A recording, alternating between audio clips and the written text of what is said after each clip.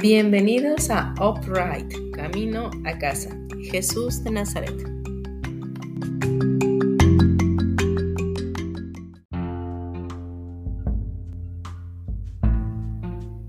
Capítulo 19. Evangelio según Juan. Biblia textual, edición 4. Tomó pues Pilato a Jesús y lo azotó, y los soldados, después de trenzar una corona de espinas, lo colocaron en su cabeza y le pusieron un manto purpúreo, y se acercaban a él diciéndole: «Salve, Rey de los judíos», y le daban bofetadas. Otra vez salió Pilato y les dice: «Mirad, os lo traigo fuera para que sepáis que no hallo delito en él».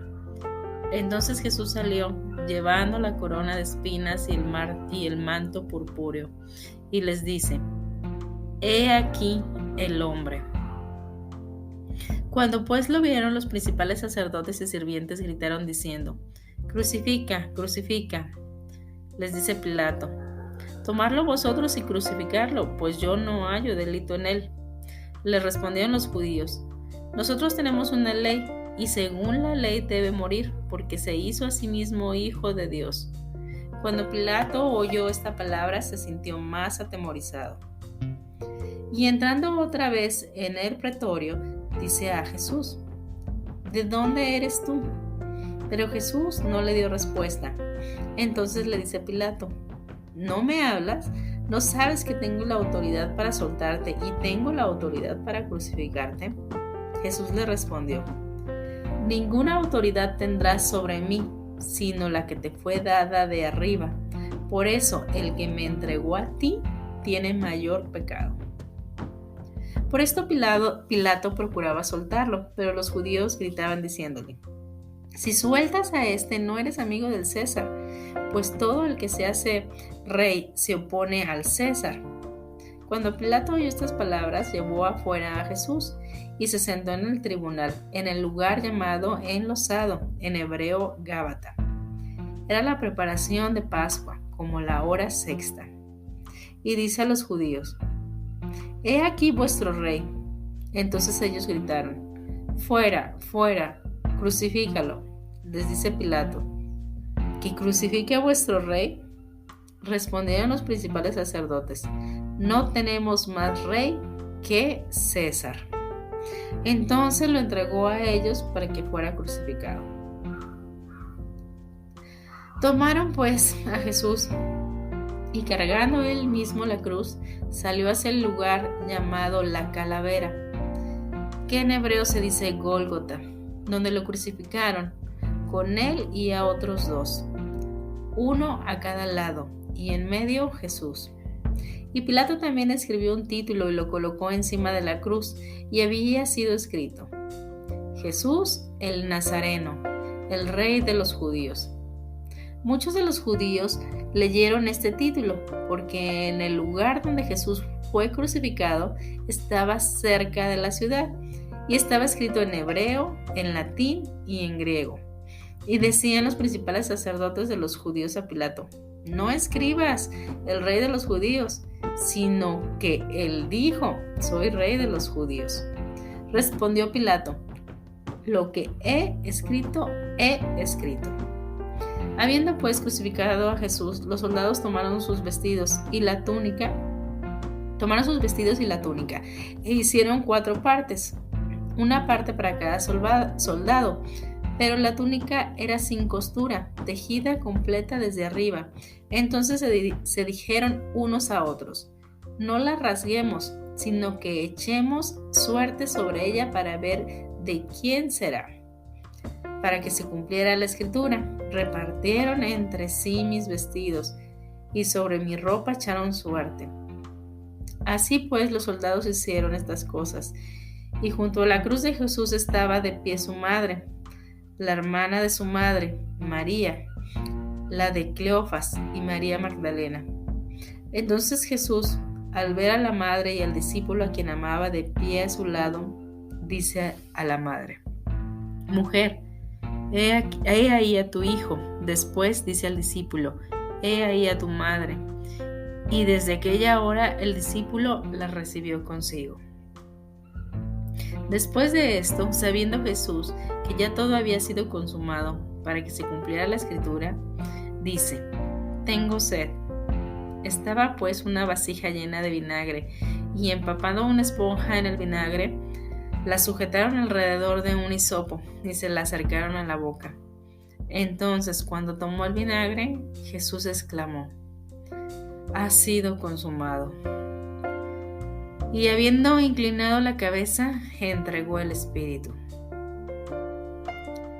Entonces los judíos, para que los cuerpos no quedaran en la cruz en el sábado, pues era la preparación y el día de aquel sábado era muy especial, rogaron a Pilato que les fueran quebradas las piernas y fueran quitados. Fueron pues los soldados y quebraron las piernas del primero y del otro que había sido crucificado con él. Pero cuando llegaron a Jesús, como lo vieron ya muerto, no le quebraron las piernas. Pero uno de los soldados le abrió el costado con una lanza, y al instante salió sangre y agua. Y el que había visto da testimonio, y su testimonio es verdadero. Y él sabe que dice la verdad, para que también vosotros creáis. Porque estas cosas sucedieron para que se cumpliera la escritura: no será quebrado hueso suyo. Y además otra escritura dice: miraban al que traspasaron. Después de estas cosas, José de Arimatea, que es discípulo de Jesús, aunque escondido por temor a los judíos, rogó a Pilato que le permitiera llevar el cuerpo de Jesús, y Pilato lo permitió. Fue pues y llevó su cuerpo. También Nicodemo, el que fue primero a él de noche, había ido llevando una mezcla de mirra y aloe, como de 100 libras. Tomaron pues el cuerpo de Jesús y lo envolvieron en lienzos, con especies aromáticas, según la costumbre de sepultar entre los judíos. Y en el lugar donde fue crucificado había un huerto, y en el huerto un sepulcro nuevo, en el cual aún nadie había sido puesto. Allí pues, por causa de la preparación de los judíos, porque el sepulcro estaba cerca, colocaron a Jesús. Fin del capítulo 19.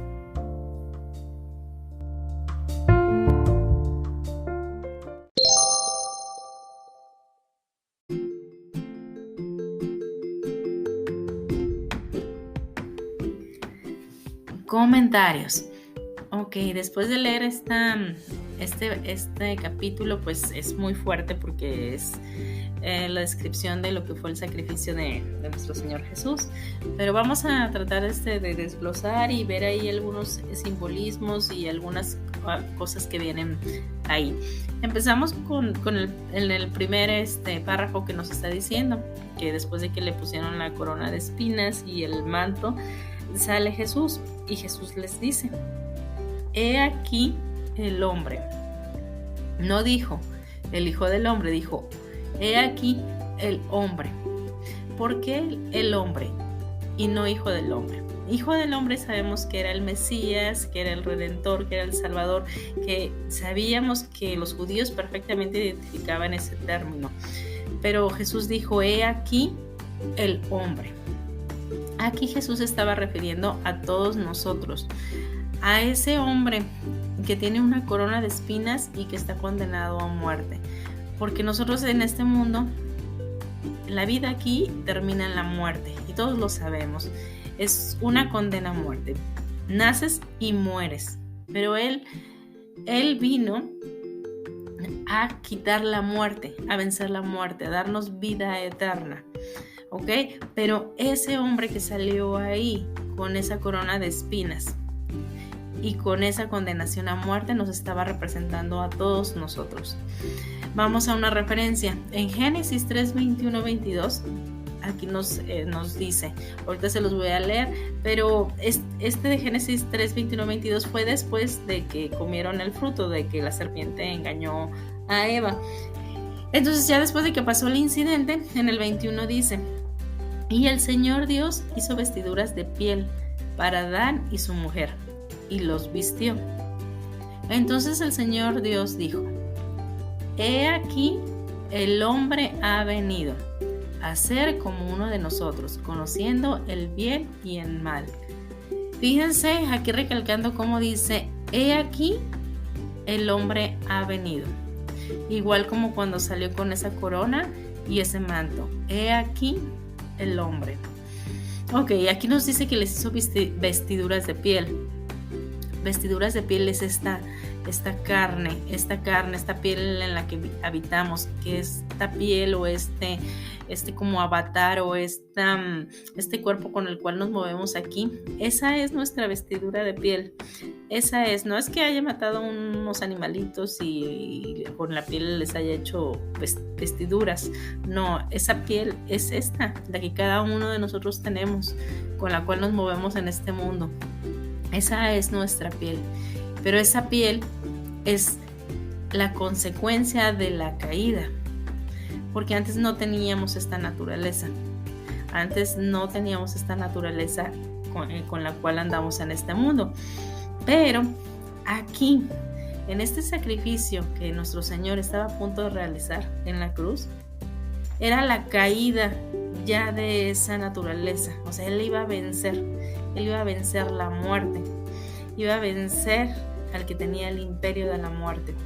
Y esa piel, esa carnalidad sería clavada en la cruz, en ese madero, por medio del sacrificio, por medio de su sacrificio. Por eso, ahí nos estaba indicando que era he aquí el hombre, o sea, dándonos referencia a lo que somos nosotros en esta naturaleza, que todos sabemos que nacemos y morimos, pero Dios nos vino a dar la vida eterna. Lo que es después de este mundo, eso es lo importante, porque este mundo son unos años, un cuánto tiempo aquí, y ese tiempo lo debemos de aprovechar para buscarlo a Él, para hacer lo que a Él le agrade y para caminar en ese camino que nos lleve, el camino angosto, no el camino por donde todos van, sino es un camino angosto, así tal como lo dijo Él. Entonces, el camino que nos lleva a casa, Jesús de Nazaret. Vamos aquí con otro comentario. Vemos también que los fariseos, los principales sacerdotes ahí que estaban ahí a la hora de que le gritaban crucifícalo, Pilato les decía, bueno, ¿que quieren que crucifique a vuestro rey? Entonces los sacerdotes pues inmediatamente le dijeron, no tenemos más rey que el César. Eso también es clave y es algo muy significativo al decir, no tenemos más rey que César. Aquí, en esta frase, en este pedazo de la historia, aquí es cuando comienza la fusión con Roma. ¿Ok? Ellos declararon que el rey era el César. Y hasta nuestros días el rey sigue siendo el César, nada más que ahora son los papas romanos. Los papas romanos representan al César. Y esa fue la unión que hubo entre el cristianismo y las costumbres paganas, en este caso con las tradiciones que tenían los romanos, que era, por ejemplo, entre los miembros ahí de los romanos, los soldados, acostumbraban mucho lo que seguía era el mitraísmo, que tenían el rey Mitra, que el sol Invictus, que Júpiter, que el dios de la luna, de la luz y del sol. Entonces todo eso lo fueron modificando y cambiando para adaptarlo al cristianismo. Por ejemplo, Mitra era uno de los dioses que nació el 25 de diciembre, al igual que Horus, que Dionisio y que otros más. Pues a la hora de que hacen la unión del cristianismo con estas costumbres, ponen a Jesús, de que también nació el 25 de diciembre, cosa que sabemos que no es en 25 de diciembre. Ellos muestran un Cristo, un Jesús, que no es el verdadero Jesús. Ellos han hecho, en este sincretismo, han transformado las costumbres que ellos tenían al cristianismo para que se crea que es Jesús, pero ahí no está el verdadero Jesús. nuestro verdadero Jesús es completamente aparte de todas esas tradiciones y esos dogmas que fueron creados por hombres. No fueron creados por el mismísimo Dios Todopoderoso, que Él lo único que nos dice está ahí en los evangelios y en los profetas del Antiguo Testamento. Entonces ahí dice exactamente qué es lo que quiere. Amar a tu prójimo como a ti mismo. Amarás a Dios sobre todas las cosas y a tu prójimo como a ti mismo. Misericordia quiero, no quiero sacrificios. La justicia divina, la justicia de Dios, no la justicia de los hombres. Ahí es nada que ver con todos los dioses anteriores. Entonces, de repente les pueden decir, no, pues es que a lo mejor Mitra, Horus, Buda y todos los demás cumplieron también, que ya los estaban esperando desde hace mucho. Recuerden que el diablo es engañador y siempre va a mezclar verdad con mentira. Entonces, Jesucristo, aquí lo estamos viendo en esta lectura, que cumplió varias profecías. En general, algunos cuentan que son más de 300 profecías cumplidas que se anuncian sobre su persona, sobre sus acciones, sobre todo lo que aconteció cuando él estuvo caminando aquí sobre la tierra. Y se descarta totalmente que sea una coincidencia, sino que es intervención divina, es por medio del cumplimiento de Dios, cumplimiento de sus profecías. Por ejemplo, las cosas que leímos ahorita, que la túnica fue echada a suerte, fue una de las profecías que se cumplió, lo escribieron los profetas, que no se rompería hueso, no le rompieron hueso, y también estaba profetizado, no se rompería hueso del cordero. Así lo hacían también el sacrificio en el Antiguo Testamento. Todo eso, también lo de traspasar con la lanza, también que lo traspasaron con la lanza y que su sepultura fue con los ricos, más lo crucificaron con los ladrones. Todas esas profecías se cumplieron en nuestro Señor Jesús. Entonces es tan improbable, o sea, si sacan un porcentaje de probabilidad es 1000 a la no sé cuánta potencia, es un número que hasta es imposible para mí leerlo, es tan improbable. Entonces veamos entonces aquí cómo empezó el sincretismo, cómo se fueron fusionando a la hora de que ellos declararon esa palabra, que dijeron, no tenemos más rey más que el César. Ok, vamos a ver, hablando de la traspasada de la lanza, aquí hay otra cosa más. Cuando la lanza traspasa a nuestro Señor Jesús por el costado, sale agua y sangre. Y eso nos ratifica también lo que veníamos diciendo al principio, son las dos naturalezas. Recordamos que el agua representa el espíritu, la sangre estamos representando esta carne, son las dos naturalezas. Él vino a reconciliar esas dos naturalezas. Y como nos dijo, mi paz os dejo, mi paz os doy. No es la paz de este mundo. ¿Qué significa eso? Que lo leímos también en capítulos pasados.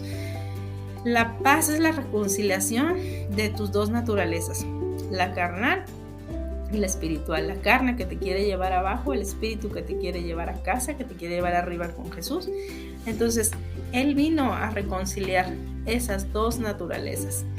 Y para finalizar, vamos a ver en Efesios 2:16, que ahí nos dice exactamente, nos explica esa reconciliación de esas dos naturalezas por medio de la muerte de nuestro Señor Jesús.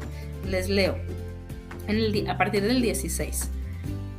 Y reconciliar con Dios a ambos en un solo cuerpo por medio de la cruz, matando en ella la enemistad. Y vino y anunció la buena noticia de paz a vosotros que estabais lejos, y paz a los que estaban cerca, pues por medio de él los unos y los otros tenemos derecho a entrar por un mismo espíritu al Padre.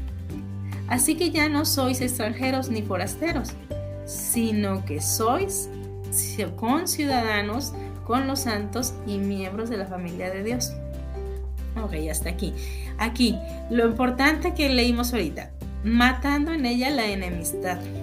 Ahí la enemistad que existe entre la carne y el espíritu se reconcilia por medio del espíritu. Por eso aquí en Efesios nos menciona con el mismo espíritu al Padre. Entonces, cuando nos reconciliamos en esa naturaleza, que la vimos, que es desde la caída de Adán y Eva, y la reconciliamos por medio del Espíritu, del Padre, de Jesús, de nuestro Señor, del Todopoderoso, ahí nos reconciliamos y regresamos a casa. Mucho que reflexionar. Los dejo hasta aquí, mucho que pedir de revelación, porque esto es muy importante y el Espíritu Santo es el que les va a ir guiando por el camino. Espero que haya sido de bendición, que les traiga mucha paz en su corazón y nos vemos hasta la próxima. Sin antes, toda la gloria, toda la honra para siempre, para nuestro Salvador, nuestro Señor Jesús de Nazaret, el Todopoderoso. Hasta la próxima. Gracias por escuchar.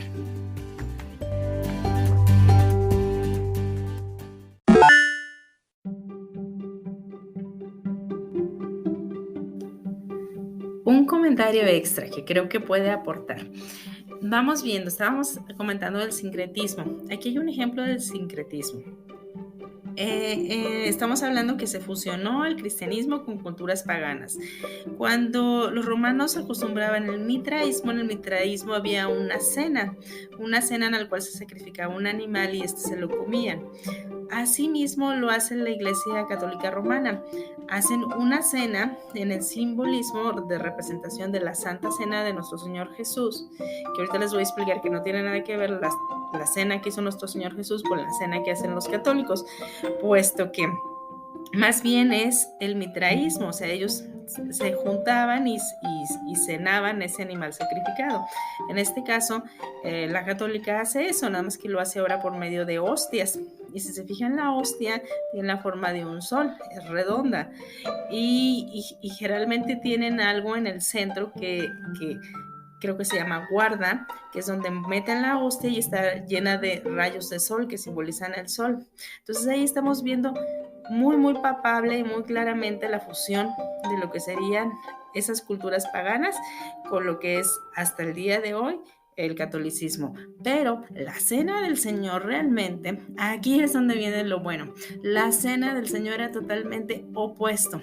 Era compartir el pan con tus hermanos, compartir el pan con los necesitados, dar de comer. La justicia, lo que nuestro Señor siempre hizo, daba de comer a los pobres. Por eso llevaba siempre la bolsa de dinero para comprar, y si no había, multiplicaba los panes.